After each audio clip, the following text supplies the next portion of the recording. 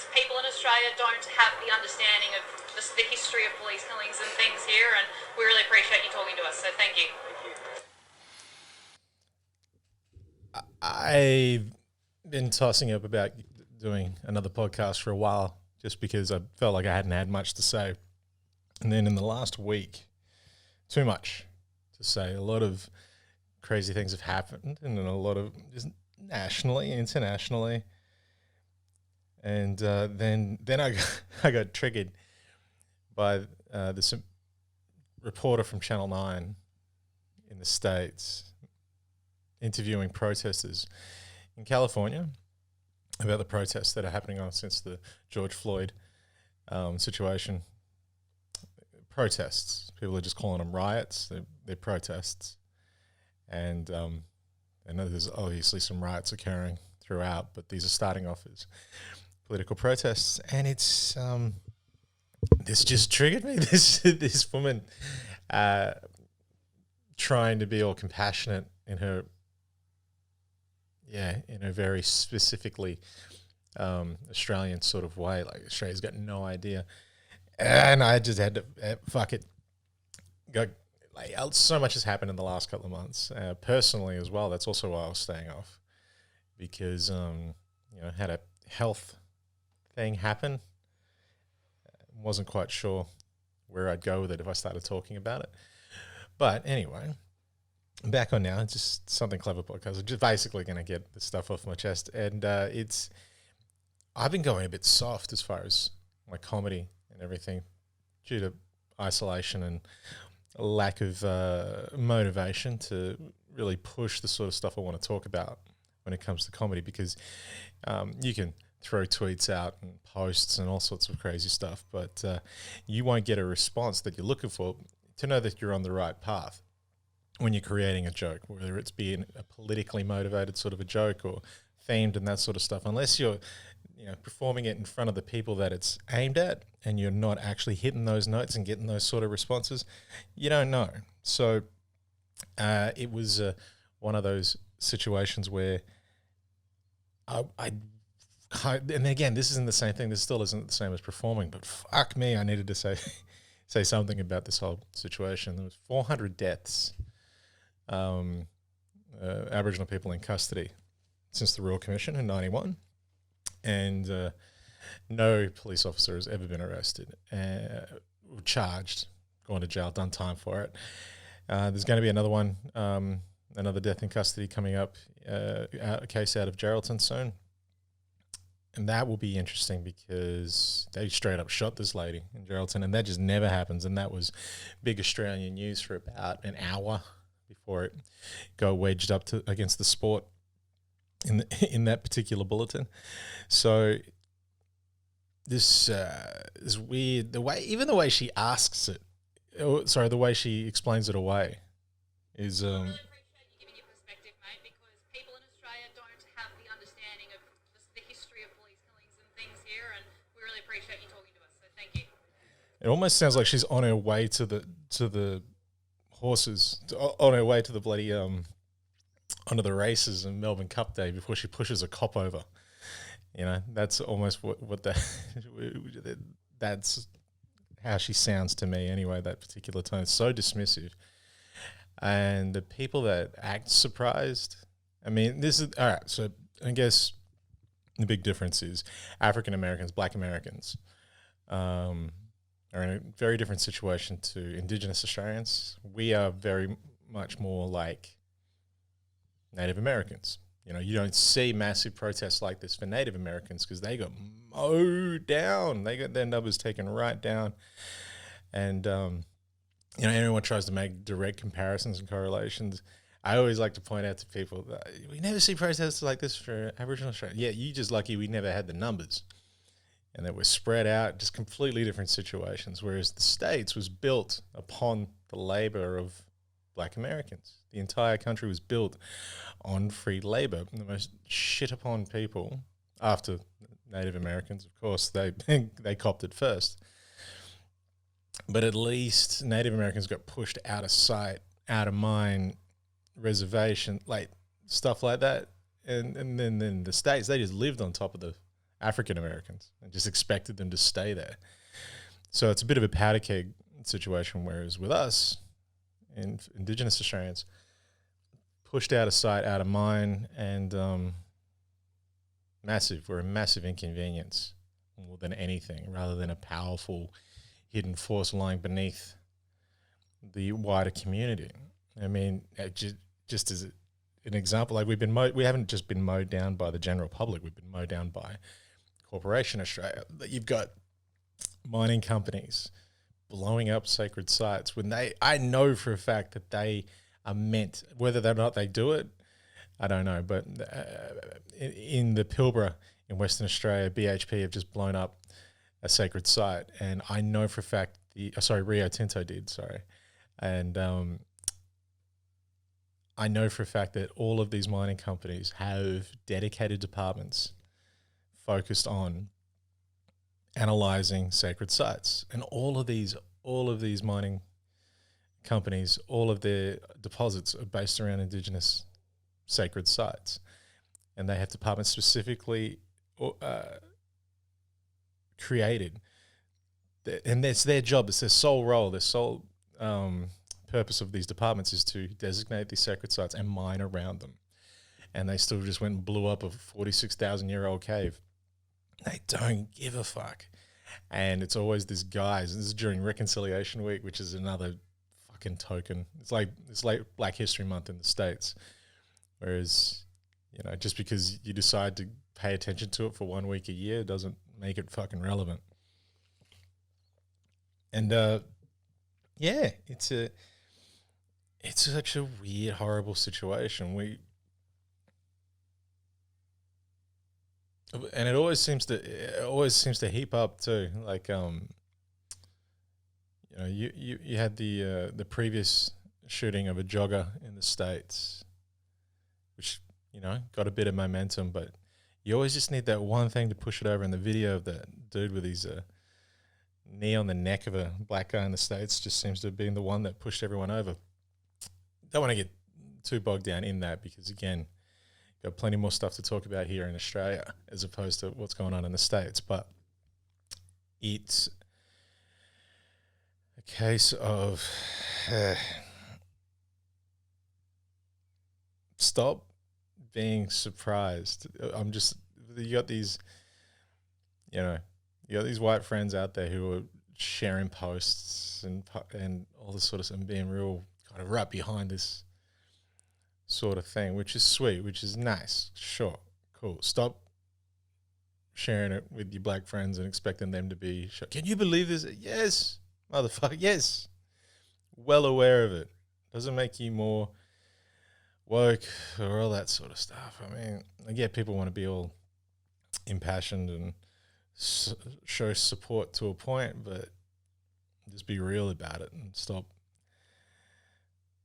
And don't be those fuckers that try to take things over and try to organize stuff. We need to do that and yell at they yell at their other white friends about how things should be done and should be protected. I don't even know what I'm talking about. I'm just ranting and raving. I guess I just needed to. God, this woman got my fucking goat this morning. She really did. And I guess I was feeling a little bit distanced from it now because when I was a journalist, I used to be right in the middle of this sort of stuff and talking to people, giving these people voices, and it's just such an Australian thing to have reporters that were like, mate, no idea this sort of stuff goes on. You fucking should. You're a journalist. I can't believe this has all happened like a week after Alan Jones, of all people, was going to quit. Alan Jones used to be the mouthpiece of all this. This is one of the few times in my life I ever thought, you know what, I'd love to hear what Alan Jones has to say about this. Oh, what a piece of shit. I would have loved to have actually heard his bit. His hot take on this whole situation. The people that are like, why are they rioting and looting and burning? There's fucking frustration. There's frustration.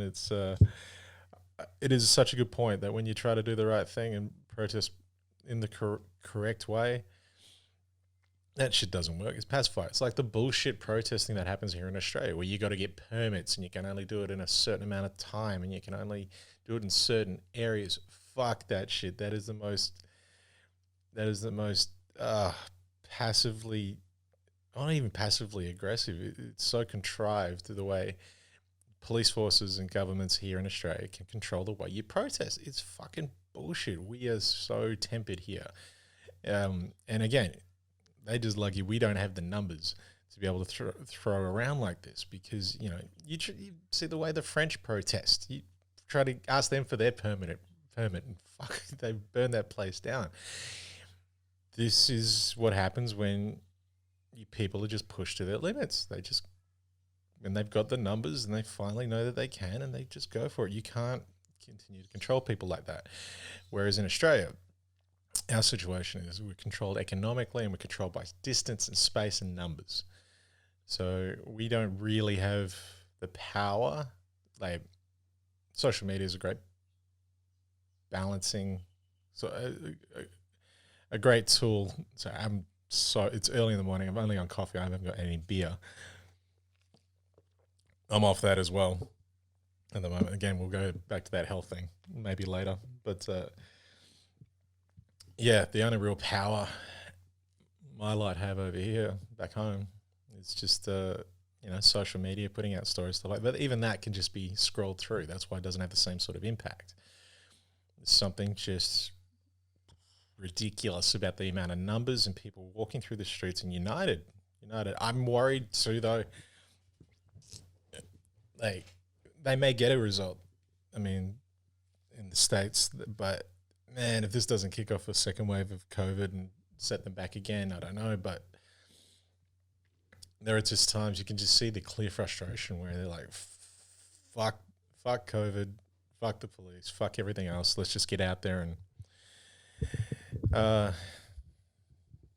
be heard. Anyway, we all know what. I don't want to be one of those guys banging on about how shit Trump is and all that sort of stuff. I guess I should talk about what I know about, and that's just how the Australian perspective of this is just always so... It's cowardly. It's cowardly the way Australians are kind of like, mate, I can't believe this sort of stuff. Like, you believe cops do bad things? Those sort of people antagonize the shit out of me. I don't know if it's they're willingly being ignorant, or if it's arrogance, or whatever it is. But yeah, this is the thing. I'm doing a fair bit of research into my next hour about this sort of historical accuracy. And I don't want to shit on police officers. One of my dearest and sweetest uncles is a cop. And I've coached a lot of female footballers, and a lot of them were cops. I respect the role. There's something really idealistically noble about somebody who's willing to put themselves out there to protect the community, at least in that phrasing, in that concept of a police officer, of a common citizen who becomes responsible for your safety. Very noble, lovely concept. Through my research and growing up Indigenous in Australia, I learned that it's not always the case. I, among many people like myself who've grown up in Australia, have always, had weird interactions with police officers where they may come up to you and your friends and smile around. Hey guys, what are you doing? Are you being busy? And then they'll kind of lean into you and whisper in your ear, I better not catch you dirty little black cunts doing anything. And then just smile at you and walk away. Like, those sort of tricks just to try to provoke you. And then sometimes they'll just straight up slam you up against the van with all your mates and ask you what you're doing, when you weren't actually doing anything. There are all of these sort of tricks. There's a inherited distrust of police officers just through osmosis, through growing up and experiencing. So that's where I'm coming from. And then you go historically. Again, the concept and idea of a police officer or a police force, somebody there that's somebody whose sole purpose is to protect and look after the community. Beautiful concept. But if you look at the Australian police force, it's built on the British model. brought over here, and then they just didn't have the people. And the stuff I'm reading about the Kimberley and other areas across Australia, the police force wasn't made up of noble people out to do the right thing and look after their community. It just wasn't. It was built up of people willing to do the job for the pay. The guys sent up north to patrol the Kimberley and basically keep the blacks in line were just, some of them were criminals themselves. They were just men who couldn't fit into society down in the colonies, which was already a rough spot. So they were sent away with guns to do a job, keep notes, report to the government. And that's what the West Australian police force in particular was built around. And that's, so, you know, you can have amazing, noble humans enter this body, this organization, the police force. And there are good, great people in it. But look at what they're walking into. These individuals can't change the core of what this thing was built around, which was hired thugs, you know, fucking a gang, an organized gang with guns, a legalized gang who can do as they please. And they look after each other's backs. That's how, of course, you're going to be when you're a team and you're out there against this perceived threat, this united threat, otherwise known as, you know, black people all across Australia and the US. It's, yeah, that's why I'm struggling with it, because I'm not saying all cops are bad. That's a horrible thing to do, and I know better than that. But fuck, man, you can't go around thinking that. Just don't place organizations on this level that they're just not a part of. You just got to be a little bit more realistic about why the police force exists in the first place, how they're built, why they're built, what they do. And, you know, you start to accept the way these sort of things can happen. So, yeah, I'm not even sure what I'm fucking talking about here. I guess I just needed to voice some stuff. Whether there's anything funny in here, probably not. Probably not. I was just looking forward to talking about, you know, footy being back and all that stuff. But the minute I started doing it, I was like, fuck, I'm being soft, man, because I actually really do like talking about this sort of stuff. Making jokes about it will be harder without a crowd, without any sort of responses.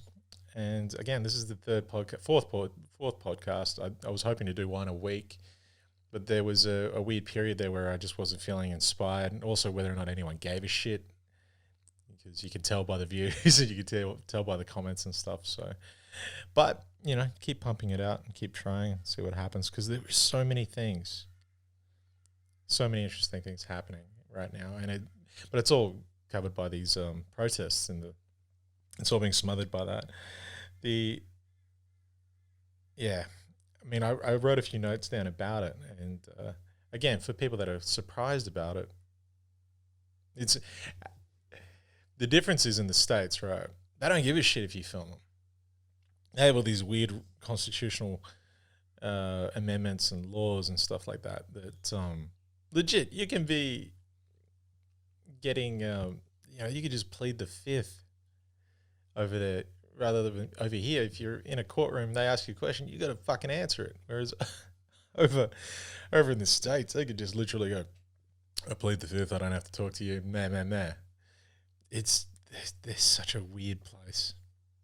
And the reason that they're, you know, probably more than happy to shoot people and stomp people out in public, I'm not saying it doesn't happen here in Australia, but it's so clear that the comms or media team for the Australian police departments are so much better, because they don't kill you till they get you back to the watch house. They'll get you out of camera. So you may get caught on CCTV on stuff like that, but the Australian approach is so much more just way more hidden and clever, where they'll sneak you somewhere, do this, and you know, it's so much more blatant. What I'm saying is that Australian police departments have better PR. But I'll move away from that, because I don't feel like I'm making any more points. But some pretty cool stuff has happened. Like you get downtrodden and angry, and about a lot of things. But then something really cool happened, like the Injabandi, a clan, a tribe over in Western Australia, just stopped Fortescue the same week, right? That one mining company blows up a sacred site. Another group or another clan stop another mining company from doing what they want. So Fortescue Metals, run by Twiggy Forests, who I have to admit now I have been paid by, um, was trying to expand their mining operations, and they were stopped by the traditional owners. Man, that's so cool for the Injibani, for such a small group, but they're well organized, and to see that actually get held up in court, in Supreme Court, is insane. For someone as cynical as me, I think, no, there's no way, not someone with that much money. Not sure if Andrew Forrest is still Australia's richest man, but essentially he gets praised for all of this stuff that he does. Oh, can you believe he supplied a school with a pack of pencils? Like, oh my God, he's amazing. Meanwhile, making billions out of land that doesn't belong to him. This is the sort of stuff that gets covered and the way it's covered. So to see a room full of old blackfellas actually listening to the telephone or listening to the speakerphone, and the result falls in their favour, it was just nice. It was just nice to see something sweet occur, as far as, the typical big guy keeps winning situation. So that was one of the cool things that I really wanted to talk about. But yeah, it's all so convoluted right now. What's happening? Who knows what's going to happen by the end of the day? I did love, like, as a former journalist, I know for a fact that Elon Musk had this dildo-shaped rocket fire into space. It was the first private company to take astronauts to a space station. First time a private company's ever done it. And typical, private company does it, the rocket looks better, smoother, all that sort of stuff. It was just more aesthetically pleasing. And I know that there were media people, politicians all over in the States. It was like, oh, thank fuck, something else to be covered so that we can cover up what's happening. It would have been a nice distraction, but I can't help but feel like the first thing that astronauts would have said when they got above the skyline would have been like, fuck, look at all the fires. And it's interesting the way we're approaching these things. I love the way news coverage is happening at the moment, where they're just throwing journalists who should not be there right in the middle of all this to get the best pictures. I mean, there's accuracy and there's also there's levels to it, but holy hell, the footage that's going to come off the phones, like, everyone is practicing carrying these phones in the middle of all this, man. The vision that's going to come out of that shit will be absolutely nuts. I've still got a few notes. I guess, fuck it, I may as well talk about this now. I've only got like 7 more minutes, but this is all good to get off my chest, because I actually went and I don't know, I had a heart issue. Okay, I'm 38. I'm in pretty good shape, actually. I'm running every second day. I'm running fast, but I've been eating bad, drinking bad because of boredom and isolation. So I had a bit of a pain in my chest. So I went to the doctor, and it was hilarious. Like, meeting this doctor, just my local GP, and he starts asking me about my family history. So I actually started scrolling through it. He's like, any heart issues in your family? I was like, well, every male on my dad's side has had a heart attack, and some of the women. And my mum's side, there's a couple of strokes, diabetes. They were born with that. Just started listing off and reeling off all of the health conditions on either side of my family. And basically, at the end of the sentence, I kind of turned to the doctor. I was like, Doc, got to be honest with you, mate. I'm surprised I made the drive. If we're going through family history, and his face, it was hilarious, because we went through a few things, and he took my blood and all these other tests. The minute I said I was Indigenous and I went through my family history, holy shit, did this guy over the doctor was just like, mate, you're fucked. Basically, you've got to go get yourself sorted. And so we've had all the tests, and it turns out I've got high cholesterol for someone my age, which it's nice little kick up the ass, to be honest, because I was being really lazy and slack with what I was eating, what I was doing, because I was just justifying. I'll just put shit in my body and I'll go for a run. And it was working up to a point. And now I've had to correct my diet. And again, I just totally acted like my dad. I never thought I would. I thought I'd always be responsible. The minute I started I had to cut out bacon and all these other sort of things, I just thought to myself, fuck it, you know what? If I just have to take these tablets and eat bacon, fuck it, I'll be one of those guys. I'll be on the cholesterol tablets for the rest of my life. Did not expect it to happen. Did not expect that to come out of COVID because I was looking after myself, or at least I thought I was. That's been I think that took me off writing jokes and just taking me away from a lot of things, because then I started getting all bitter and twisted about, this isn't fair. I do the right thing, and but on the broad scale of things, this is the hand I was dealt, and when I look at other members of my family, playing it okay, I'm going all right, but that's where I was at. It was just it was a nice little wake up call through all this. That's probably been the best thing about COVID-19. Planet got sick. Everyone just took a second to lean back and focus on other things, and hopefully we're going to come out better in this. I'm actually worried that all these protests in the States are going to launch another wave. I don't know, because so many other countries are relaunching again. So you've got countries like Australia and New Zealand and other places that are getting on top of their COVID and getting things established. I mean, we've just been allowed to have 20 people in one place. In Perth, it's 100. Things are changing. Things are improving. And but then you've got other countries that haven't addressed their COVID infections, and they're just opening back up again because it's almost like they don't want to be left out. They're all the big countries that are going, oh, no, we're world leaders. You should be following it. Wait, what? Everyone else is already up? Fuck, yeah, no, we're open too. It's that sort of situation, at least that's how it feels. And I'm worried that once they get through all this in the States, they're just going to get sick again and be sent backwards. But who knows? Who knows? Maybe Trump will just go, nah, fuck it, I'm out. Doubt it. One of the cool things is that everybody's been told to register and vote. I mean, it's a nice sentiment, but whether or not poor people will do it, don't know. It's hard to actually make powerless people realize that they have some form of power. I mean, that's what the whole system is in place, is keeping you poor, disheveled, concentrating on getting your next paycheck just to cover, you know, your very basic bills. The last thing you're thinking about is having any impact politically. That's the point. It's no accident. It's no coincidence things are set up that way. Anyway, so this is the third Something Clever podcast. I'm having a crack. Again, not a lot of funny in this one. This was more of a diary fucking entry, wasn't it? But I took the time, and old Blondie, newsreader, kicked me up the ass. I'll try not to leave it so long in between before I do another one. But a lot of crazy shit's going on. I do have jokes. I'm writing them down and working towards it.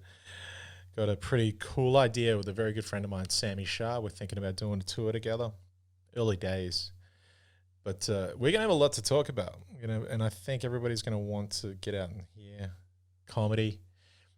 Probably the biggest thing is through all this is I've realized just how soft Australian comedy is when there's so many real issues and stuff going on out there. We got people talking about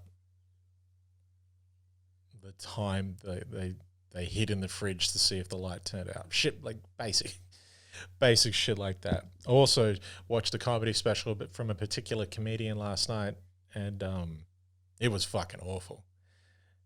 I can't wait to be able to construct a way that I can talk about that sort of stuff, because I'm just tired of these beige people making livings. I try not to be all bitter and twisted. Don't hate the player, I hate the game.